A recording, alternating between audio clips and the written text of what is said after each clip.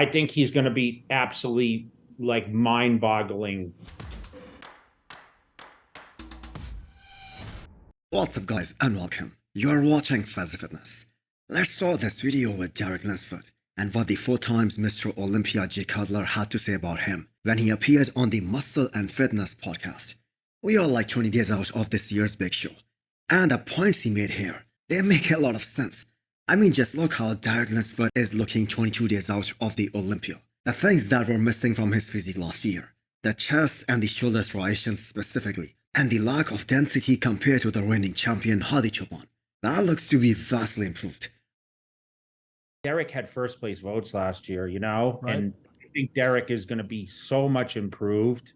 I think he's going to be absolutely like mind-boggling crazy at this Olympia. I know we are still 20 days out, and how he is gonna look on stage, that is what matters, and whether or not he will be able to hold on to that fullness this time.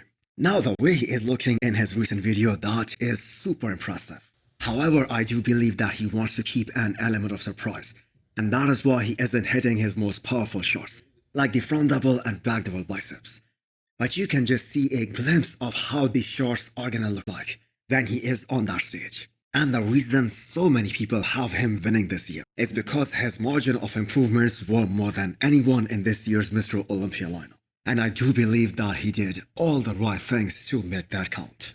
Like even skipping this year's Arnold Classic, that looks to be a really good move now, as that allowed him to make the maximum improvements during the off-season.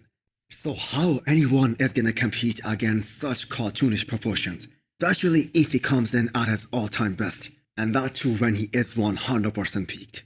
So what do you guys think? Is the Derek era about to begin at the Olympia this year?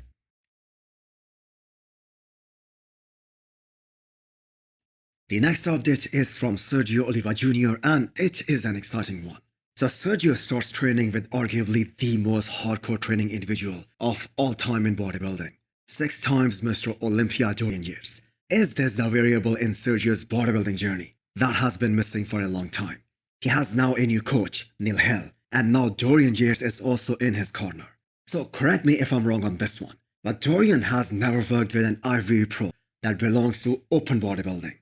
So Dorian is probably gonna take the training intensity of Sergio to a whole different level. We know that Sergio is going for the Arnold Classic 2024. That is the second biggest show of the year, and Samson, being the defending champion, has already announced that he is going to be there to stop anyone from taking that title, and that is regardless of how he does at this year's Mr. Olympia. Although a vast majority of the bodybuilding fans do not believe that Sergio is on the same level as any of the top Olympians, but he himself legit believes that he can compare with anyone when he is 100% on, which hasn't happened yet according to him. So are you excited for this partnership of Sergio and Dorian Yates? Some classic physique updates up next. First one is from Laszlo Kiraly, a guy with a lot of hype coming into this year's Mr. Olympia, which is gonna be his first Olympia ever. He is known for his extreme proportions and a crazy small waist. He won his Olympia qualification in June, so he had a nice little break to focus on his weak points.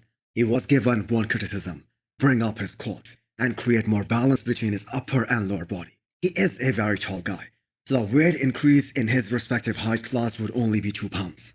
So we will see in 3 more weeks how much different is he gonna look on the Olympia stage compared to what he brought in June. Next up we have another update from Terrence Ruffin. He is the only guy in that first call out who had a 7 pounds increase in the weight limit, but with him revealing that he was the lightest in the last 3 years in 2 different shows that he did this time, Allegiant Sports and Dubai Pro.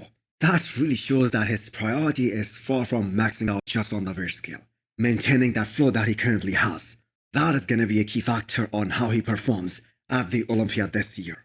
So how much is he going to weigh at the Olympia stage? That is completely irrelevant at this point. He is going to be far better from 2022 Olympia, and that is absolutely certain. And that is exactly what is under his control. So hit the thumbs up button if you liked the video, and smash the subscribe button if you wanna come back for more. Thanks for watching.